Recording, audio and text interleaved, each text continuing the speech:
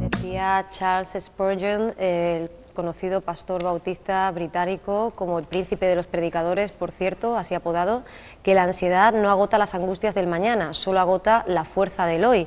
Y ese es precisamente el tema que centra nuestra sección de psicología de este jueves 10 de enero. Tenemos con nosotros a Francisco José Monge López. Francisco, muy buenos días. Buenos días. Bienvenido a Córdoba TV. Gracias. Bueno, Francisco, abrimos el año después de esos especiales navideños con un tema totalmente distinto que va a tener una especie de segunda parte, ¿no? Porque cuando hablamos de ansiedad, normalmente también hablamos de depresión. Pues sí, una vez pasadas las Navidades quería centrarme en digamos, lo que sería el doblete de enfermedades psicológicas del siglo XXI, y hoy toca hablar de la ansiedad, que es el trastorno más frecuente. Más de 400 millones de personas en el mundo que padecen ansiedad. Bueno, a todo esto hay que decir que se trata de un diagnóstico reciente, al menos en calidad de trastorno, ¿no? Sí, ya los antiguos griegos hablaban de ese trastorno de angustia, ¿no? Pero a raíz de quizás mediados del siglo XX, cuando se empieza a diagnosticar propiamente dicho y a tratar de forma un poco más técnica. El germen de la ansiedad es adaptativo, es decir, nos protege siempre que, digamos, la suframos, entre comillas, dentro de unos límites, ¿no? Bueno, hablaremos de la ansiedad normal o normalizada como mecanismo adaptativo, es decir, nosotros como especie, pues es bueno que tengamos un cierto nivel de ansiedad, nos protege ante un estímulo potencialmente agresivo o que nos suponga un riesgo. Nosotros tenemos una activación general del cuerpo. Mucha más atención, se eleva el ritmo cardíaco, se eleva la respiración, tensión muscular, de cara a escapar de ese posible estímulo que nos supone un riesgo, ¿no? Entonces ese mecanismo es adaptativo.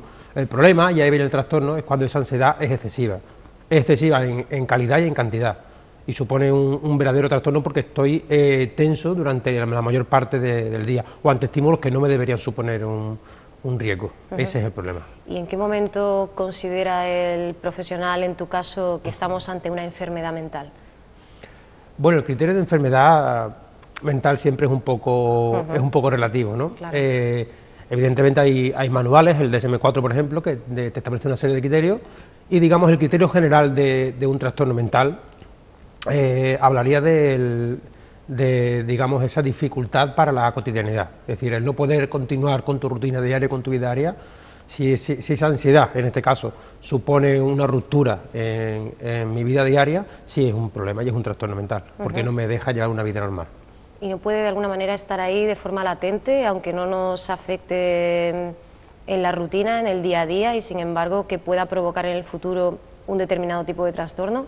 Que pueda ser algo que aparezca de vez en cuando y que no nos suponga demasiada preocupación.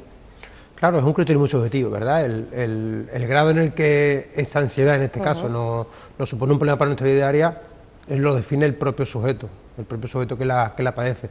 Entonces, desde ese punto de vista, él mismo va a ser quien decida, bueno, pues tengo un problema y voy a buscar ayuda, o bueno, tengo un pequeño desajuste en momentos puntuales que no me supone un grave problema para ella mi vida. Bueno, pues entonces para esa persona no supondría un trastorno mental y no tiene por qué recibir ayuda porque se puede manejar bien con eso. Es la propia persona la que decide el grado, en este caso, de gravedad. Francisco, a priori la definición que nos das de ansiedad parece dejarlo todo muy claro, es un estado, sensación de inquietud o aprensión ante la inminencia, o al menos la sensación de inminencia de una catástrofe. Sin embargo, este concepto de la ansiedad quizás se ha ido aplicando, ¿no?, a muchos trastornos que puedan ser colaterales, pero que no son exactamente ansiedad. ¿Qué diferencia hay, por ejemplo, entre la ansiedad y lo que llamamos propiamente ataque de ansiedad? Bueno, la universalidad del conocimiento supone estos riesgos, ¿no? Es decir, el hecho de que yo pueda acceder a toda esta información supone que muchas veces se banalice, ¿no?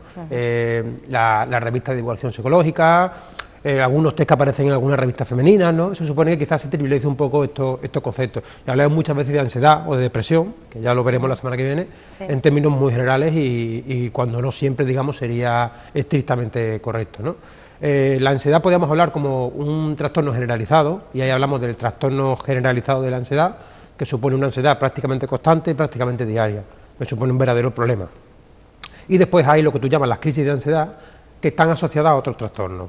Es decir, trastornos como fobia, trastorno obsesivo-compulsivo, el trastorno por estrés, estrés postraumático, perdón. En todos esos trastornos, puntualmente, hay crisis de ansiedad ante determinados estímulos o en determinadas circunstancias. Hemos hablado de ataque, sería sinónimo, ¿no?, en este caso de crisis, ¿no? Sí, hablaríamos del mismo concepto. Bueno, ¿y cuándo hablamos del ataque, la crisis de pánico? Porque muchas veces utilizamos el concepto y quizás, no sé si hay alguna ligera diferencia, pero lo hacemos también de una forma casi paralela, ¿no?, simultánea. Bueno, cuando hablamos de pánico nos referimos normalmente al miedo irracional, ¿no?, a un objeto, a una situación. Aquí entrarían las fobias, ¿no?, por ejemplo. Sí, claro, los trastornos fóbicos tienen una gran parte de ansiedad, sobre todo cuando se presenta ese estímulo. Si tengo miedo a montar en un avión, miedo a salir a la calle, miedo a determinado objeto o a determinado animal, claro, esa ansiedad se activa cuando tengo ese estímulo. Entonces, ahí se suele hablar del pánico. Sin embargo, el término es distinto, pero se refiere al mismo concepto. En todo caso, hablamos de esa crisis de ansiedad que te da cuando aparece el estímulo fóbico. Y en cualquier caso, bueno, volvemos un poco a lo que decíamos antes, ¿no? Hoy día le llamamos así ansiedad, digamos, es como la expresión esta filosofía de vida, ¿no?, que se ha alejado ya mucho de lo que es la filosofía, ¿no?, lo que pueda ser un concepto filosófico. Lo mismo pasa con la ansiedad, ¿no? Quizá estamos nerviosos y ya decimos, tengo ansiedad. Claro, sin embargo, del estar nervioso o del estado un poco alterado a la ansiedad hay un camino bastante grande. Hay una serie de síntomas que podemos establecer que nos hablan de un trastorno de ansiedad o de una crisis de ansiedad, ¿no? Siempre utilizamos como guía esas estadísticas y de ellas nos ha interesado mucho el que, por un lado, hablemos de que es un trastorno que ataca especialmente, o en mayor índice al menos, al género femenino, y también el hecho de que lleve aparejada la depresión en un 60%, ¿no? Aunque la semana que viene hablamos de depresión, sí me gustaría hacer, aunque sea una pequeña comparación, ¿no?, para eliminar cualquier atisbo de duda. Sí, la ansiedad suele estar relacionada con muchos trastornos, ya lo hemos comentado, la fobia, el trastorno obsesivo-compulsivo, trastorno por estrés postraumático y sobre todo con la depresión, en un 60%, has comentado tú, efectivamente. No sabemos bien si es el huevo o la gallina primero, ¿no? Es decir, no sabemos si la ansiedad es causa o consecuencia de la depresión o al revés. Es curioso porque puede estar detrás y puede estar también Sí, delante. efectivamente, pero no hay duda de que están relacionados. Y una persona que tenga mucha crisis de ansiedad, si no llega a superar esa ansiedad, puede ser que caiga en depresión o viceversa, ¿no? Sin embargo, la ansiedad nos habla de un estado, digamos, de activación, y la depresión es todo lo contrario, ¿no? Sí, claro. Podríamos hablar de que una persona se agota física y mentalmente de tanta ansiedad y pudiera caer en el extremo opuesto de activación, que sería la depresión.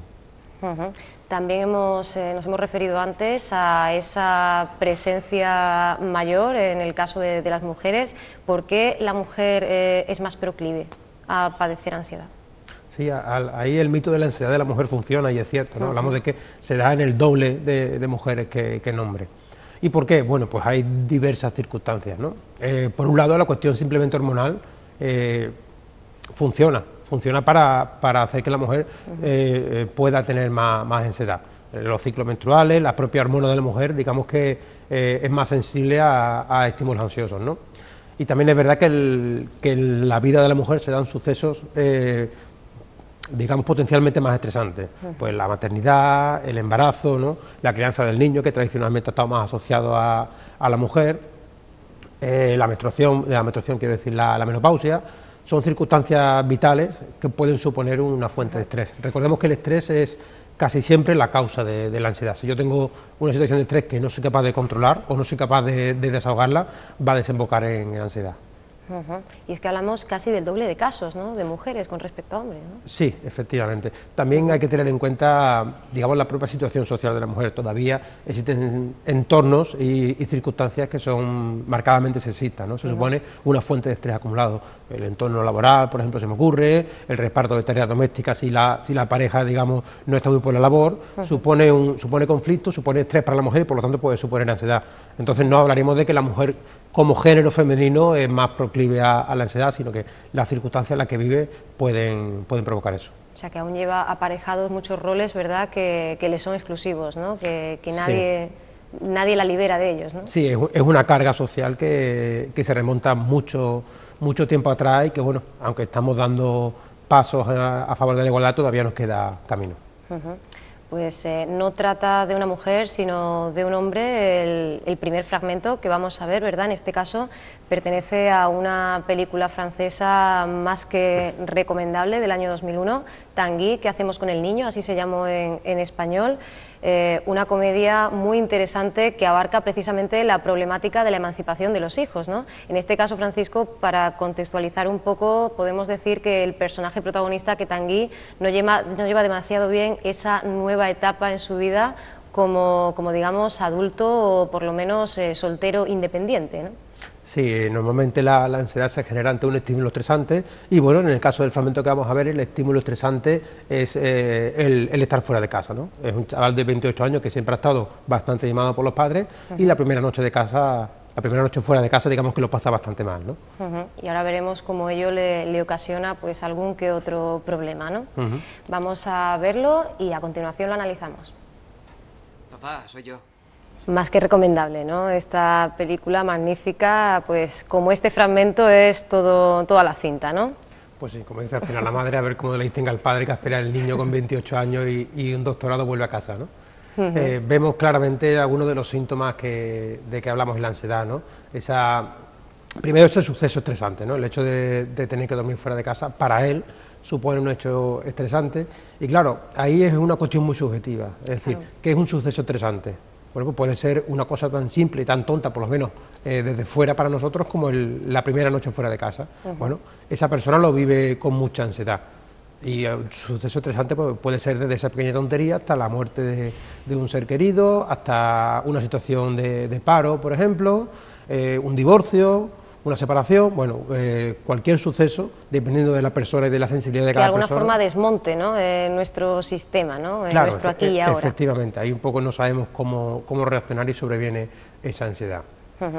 El cuadro de síntomas es el habitual, ¿no?, este que estábamos viendo en el caso de Tanguy. Además hay que decir que se producen de forma reiterada y también anticipatoria. Esto, claro, no lo podemos ver porque se trata de una secuencia, ¿no?, pero en el resto de la película vemos como esto le vuelve a suceder, ¿no?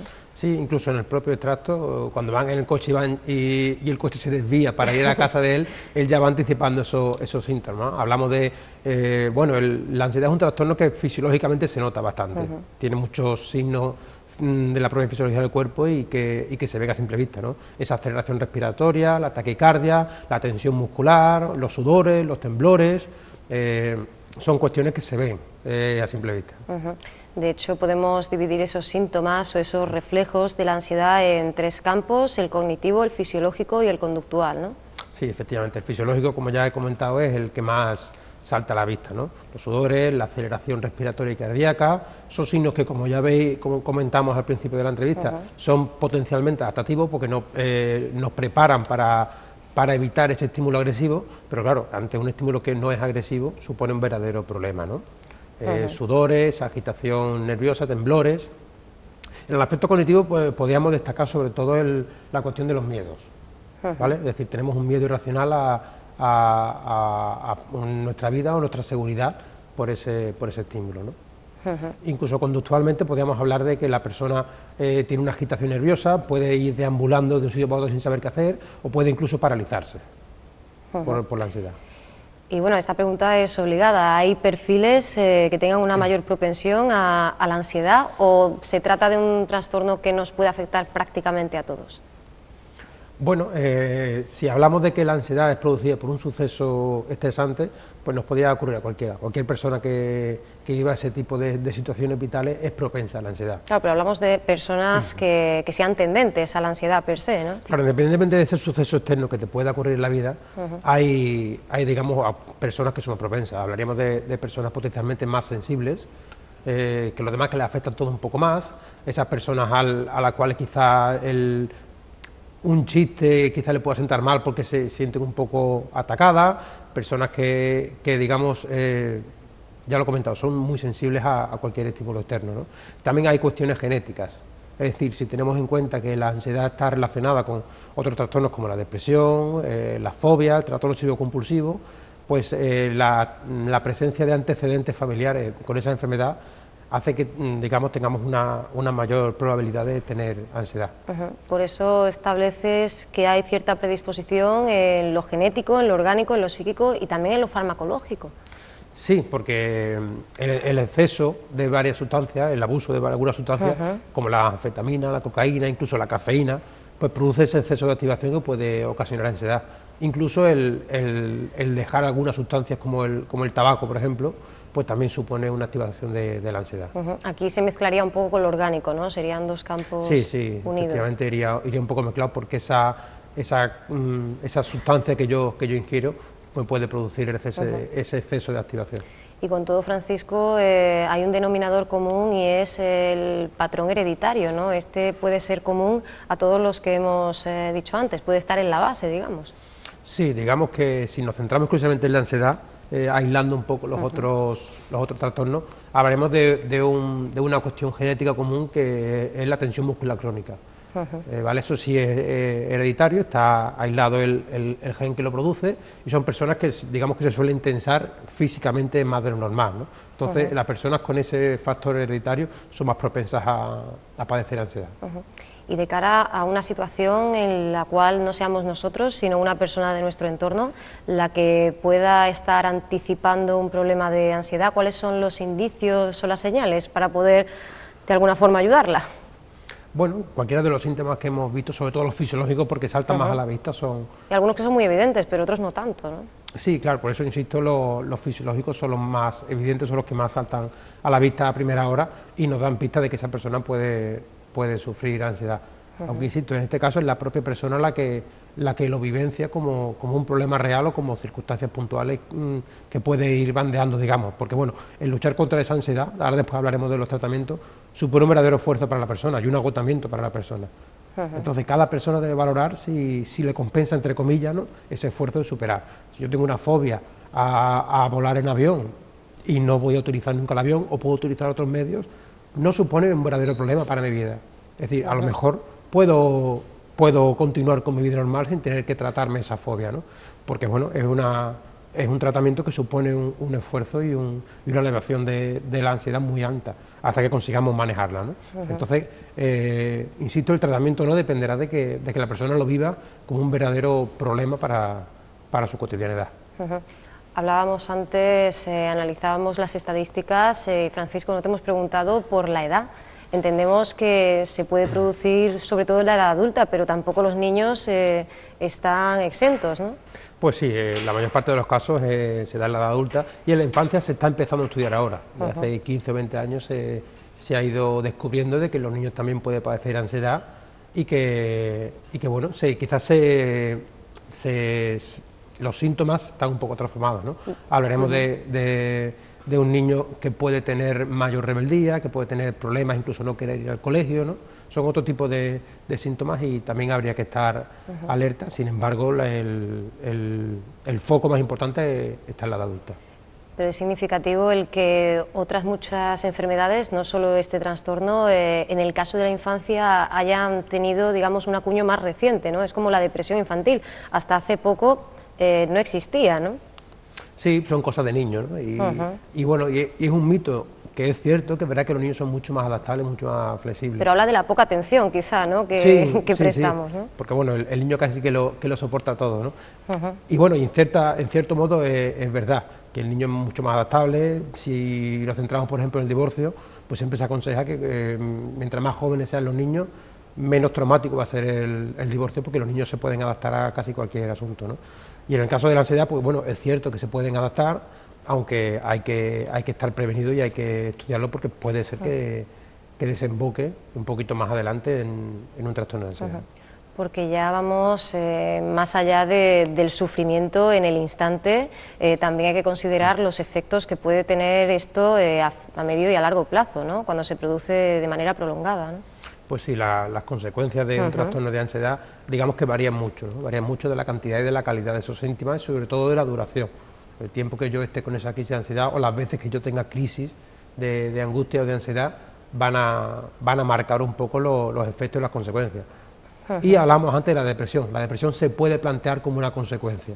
Pero también es un detonante. Sí, también como una causa. La relación ahí está poco clara, y tampoco nos importa establecer qué va antes, ¿no? Pero sí hay una relación. Es decir, una persona que sufre mucha angustia, la angustia, uno de los efectos que tiene es el agotamiento físico, agotamiento mental, debilitamiento de defensa, incluso somatización de enfermedades, ¿no?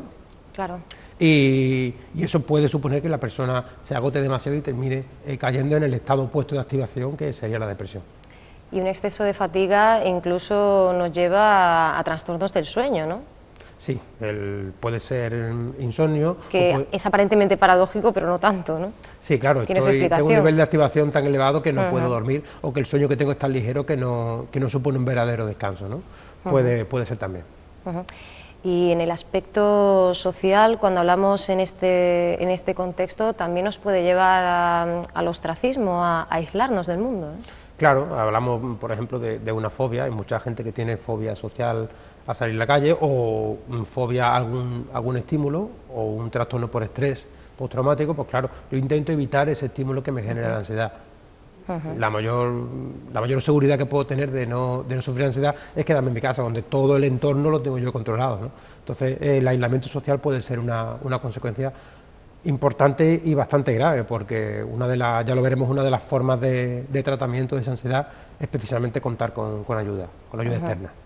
Y bueno, Francisco, esto te lo pregunto más a título de curiosidad, si precisamente lo que motiva nuestro terror es una enfermedad en sí, esto puede precipitarla incluso, porque es rizar el rizo, ¿no? Pero quizá no tenga por qué acelerar el proceso. Sí, hablaremos de la hipocondría, ¿no? Sí.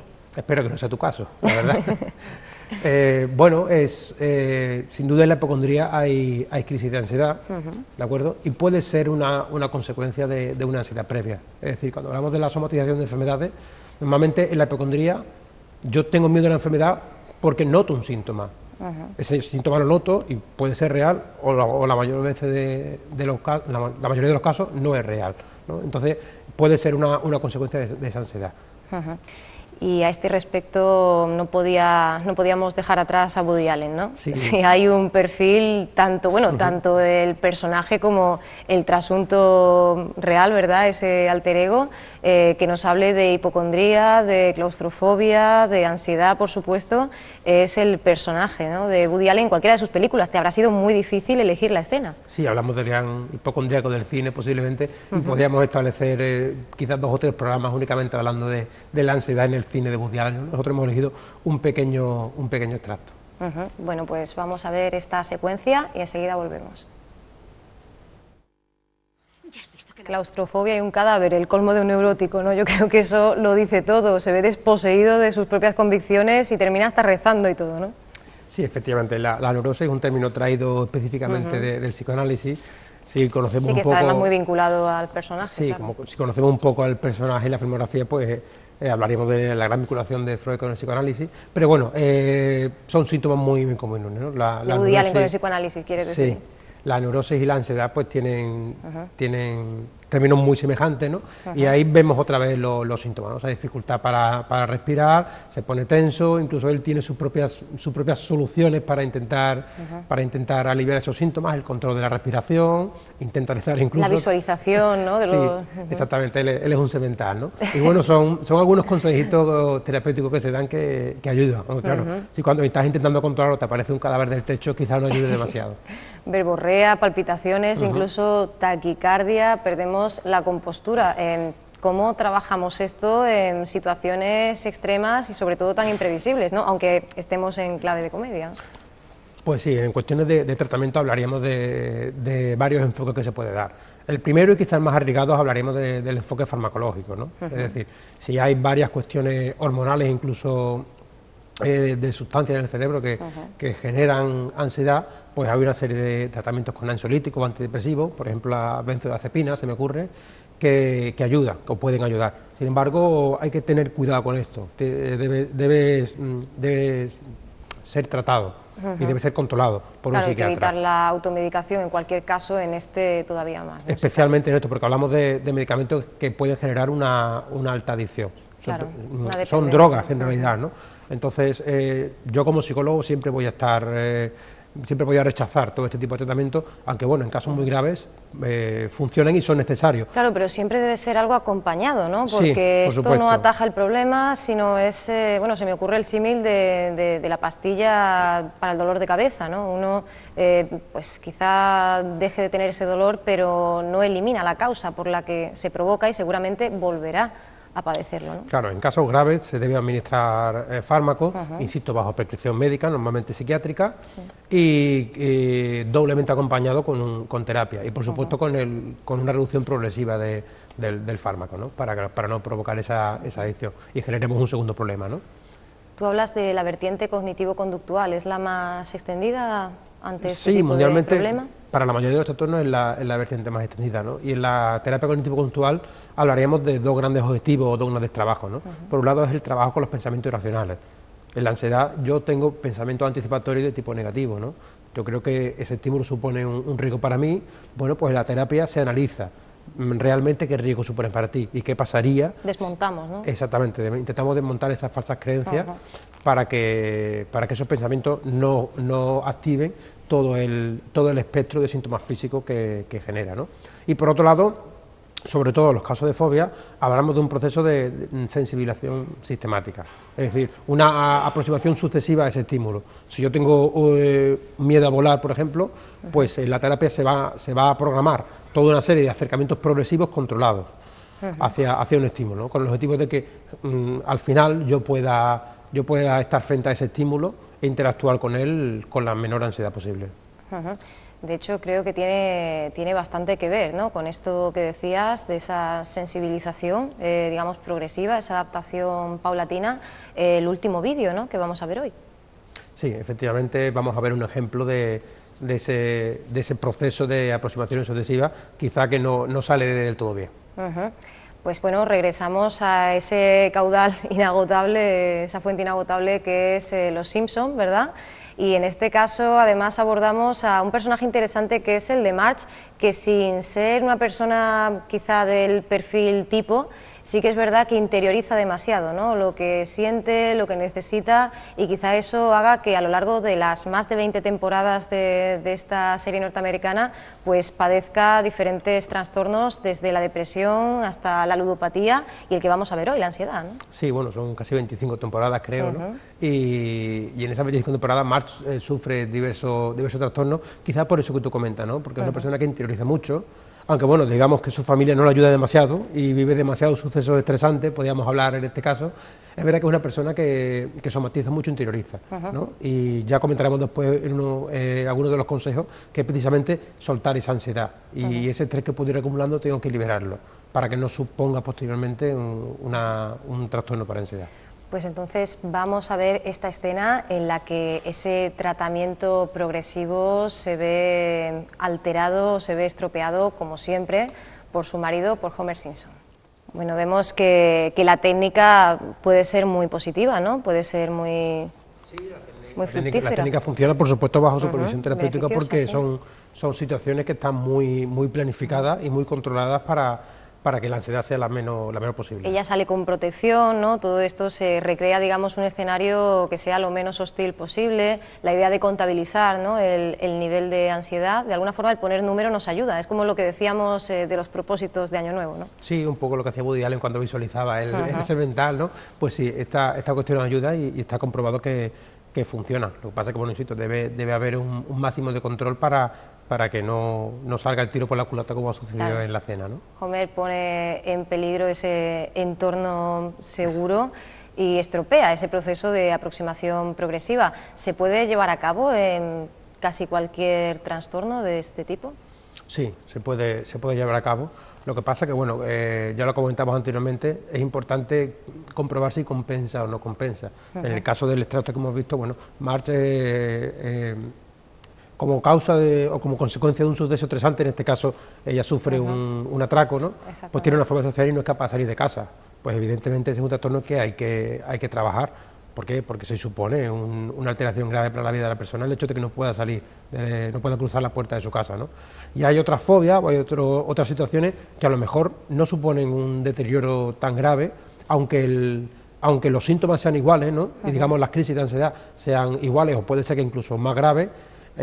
al tratarse de estímulos que no se presentan de forma tan cotidiana, a lo mejor no merece la pena trabajarlo.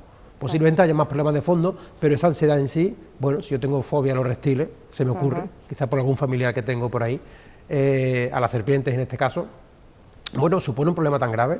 Posiblemente si voy a vivir a África, sí, y tenga que tratarlo. Ahora, si me quedo aquí en Córdoba viviendo, bueno, con cambiar de canal cuando aparezca alguna cena, o con no ir a alguna exposición que haya por ahí de reptiles, suficiente, ¿no? Claro.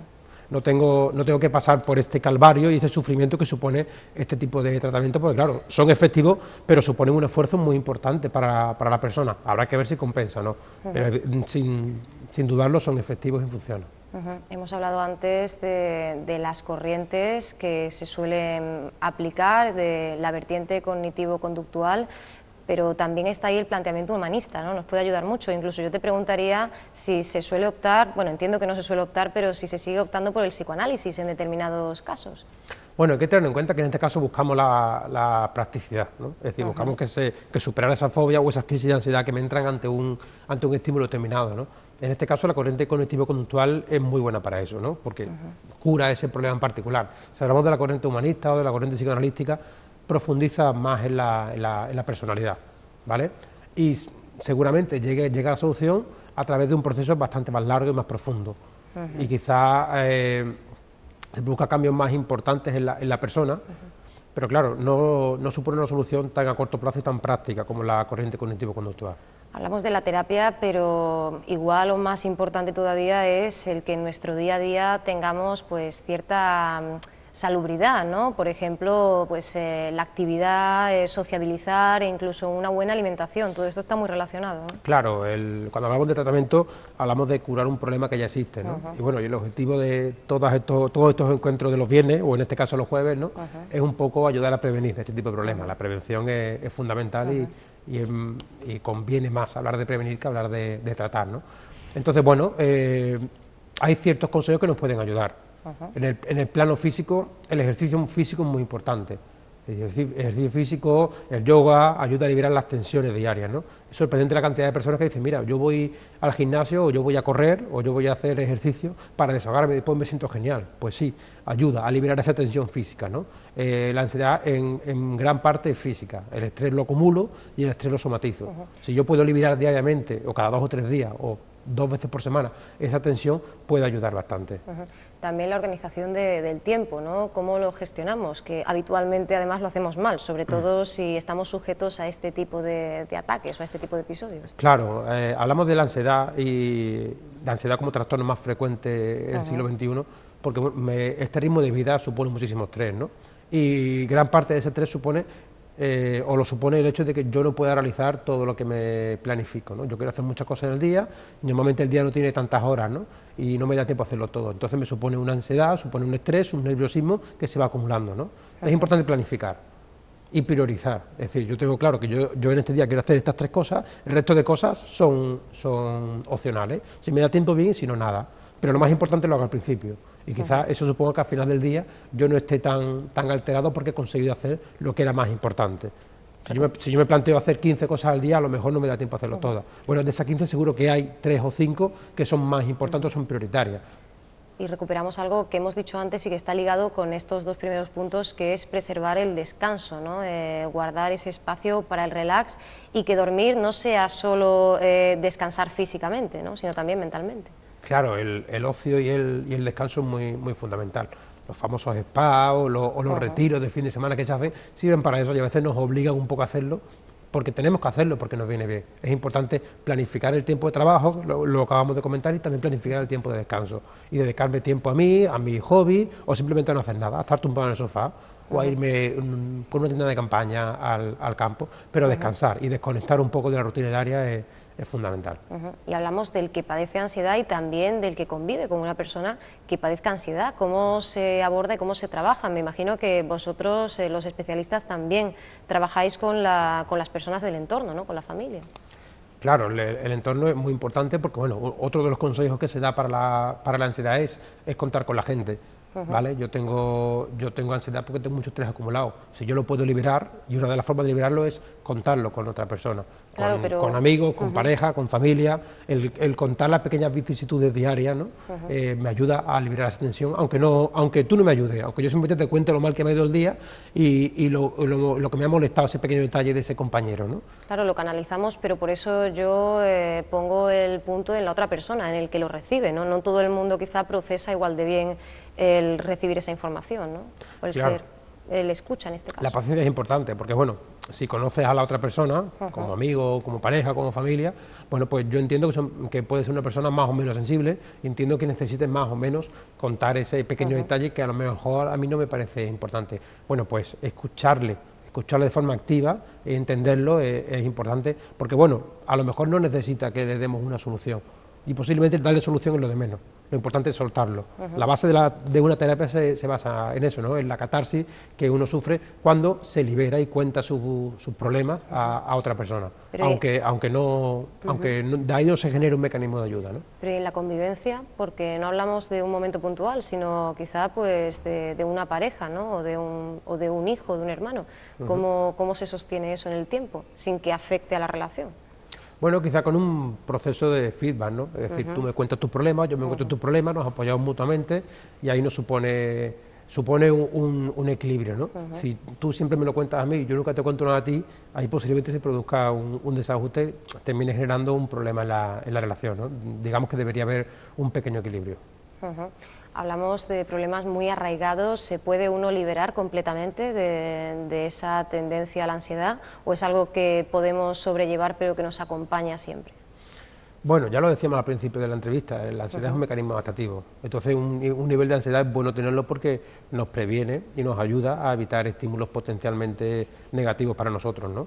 Sin embargo, sí podemos librarnos de esa ansiedad, digamos, patológica, de esa ansiedad que no nos ayuda en nuestra vida diaria. Es cuestión de canalizar ese exceso de ansiedad que podemos tener por otros mecanismos, para que no lo suframos nosotros. ¿Y es algo que el paciente acepte o reconozca con normalidad o con facilidad, o nos cuesta aceptar que esos episodios nerviosos tienen un nombre, se llama ansiedad y lo podemos catalogar, ¿no? Dentro de esa Digamos órbita? que a medias, ¿no? Que es decir, yo puedo admitir que tengo un problema y en este sentido me es fácil admitirlo porque yo puedo situar la responsabilidad o el locus de control fuera. Es decir, yo tengo una crisis de ansiedad porque tú me generas muchos problemas, porque tú me provocas ese enfado, o porque tengo algo que me da miedo, que no es culpa mía, me da miedo y ya está. Si me da miedo los reptiles, no es culpa mía, ¿no? Entonces es fácil atribuir esa responsabilidad fuera, por lo tanto es más fácil admitir que tengo un problema porque digamos que la causa no sería en mí. Y en este caso nos ayuda el atribuir esa responsabilidad fuera, porque bueno, tenemos que centrarnos en las soluciones. Entonces, con tal de que lo admitas, es el primer paso. O sea, no hay un problema en delegar, ¿no? No es negativo, ¿no? No, porque nos vamos a centrar en buscar soluciones, no en buscar el origen de esa ansiedad. Entonces, desde esa perspectiva, a mí me da igual que tú atribuyas la responsabilidad de tu ansiedad fuera. Mientras que admita que tienes ansiedad y podamos trabajar con ella, pues es un problema menor, digamos. Bueno, pues ya se nos ha ido el tiempo, así que seguiremos trabajando. En este caso, Francisco, la semana que viene pues abordaremos esa otra gran enfermedad, decías tú, del gran mal del siglo XXI, la depresión. Así que te agradecemos mucho que hayas estado con nosotros. Reiteramos esa invitación, no ya a descolgar el teléfono en directo, que si sabemos que muchas veces pues da un poco de vergüenza y da corte y tal, pero bueno, ahí tenemos el Twitter, ¿verdad? Ahí tenemos Facebook y por supuesto nuestras redes sociales, así que Francisco, esperamos, ¿no?, contestaciones de la gente y propuestas que ya han ido llegando, y de hecho creo que tienes programado ya pues por lo menos unas cuantas semanas, ¿no? Pues sí, de hecho estaba pensando que si en la sesión del Mino regaláis entradas de cine, quizá yo pueda regalar tickets, vales de sesiones o algo para fomentar que la gente llame. Se puede plantear, habrá que valorarlo. Habrá que ir valorándolo. Bueno, Francisco, muchas gracias por haber venido, te esperamos aquí la semana próxima. Aquí estaremos. Muchísimas gracias.